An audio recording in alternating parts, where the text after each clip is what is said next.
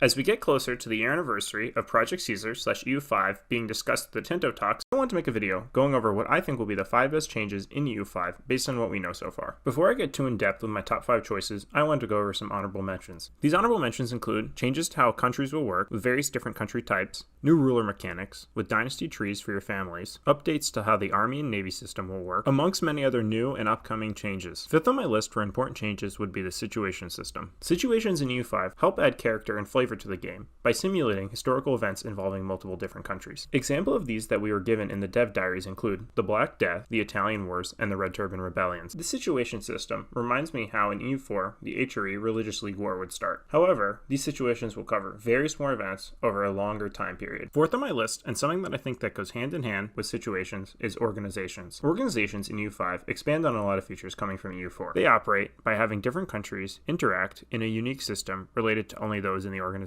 Examples include common organizations, such as coalitions, religious-based organizations, such as the Catholic Church, and other specific organizations, such as the Holy Roman Empire. That being said, these organizations, which are very diverse, also add in new and unique features, including unions, which is a defensive alliance that have various different levels of integration, alongside new features and interactions related to the Chinese Middle Kingdom, the Tartar Yoke, Eastern Orthodox religions, and more. Third on my list for EU5/Project Caesar is the new technology system. Gone is the age of using mana to upgrade your technology. Instead, in EU5, you have advances in laws in order to replace this concept of ideas and technology. During each age, you will receive a new advancement tree. Most of the advances are common to every country, but some of them will be unique to certain regions or certain individual nations, alongside some advances being locked behind what age focus you take. To be able to obtain advance, you have to use the research speed of your nation. This will be modified by certain different effects, such as the type of nation you are, the power of your liturgical language, your average literacy, your clergy, and more. I'm generally very high on the idea of replacing mana with different systems, and I like the continuous customization you can have with each individual nation, depending on what advances they have available to them. Number 2 on my list, which is technically a combination of various different features, is the update to how economy, trade goods, and populations work. These features all have massive interplay, and that's why I feel like they should be mentioned together. Project Caesar dramatically expands on EU4's dev system by introducing a population system.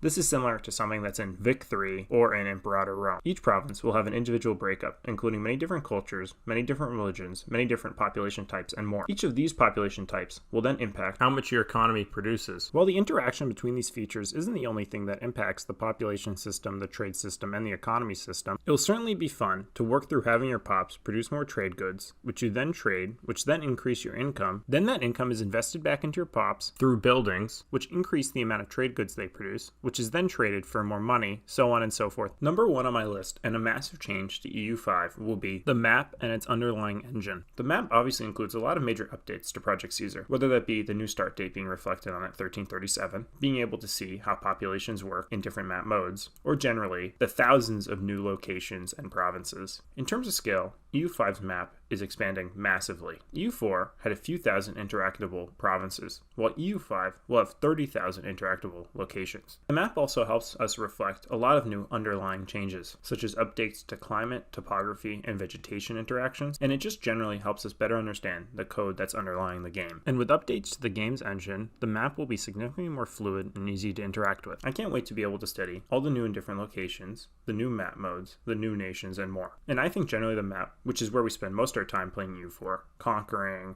coring nations, and more, will certainly have a major effect in making the game great. Please let me know what you guys think in the comments down below, what you feel will be the best features, and if you think EU5 will be any good. Sincerely, Wonder Productions.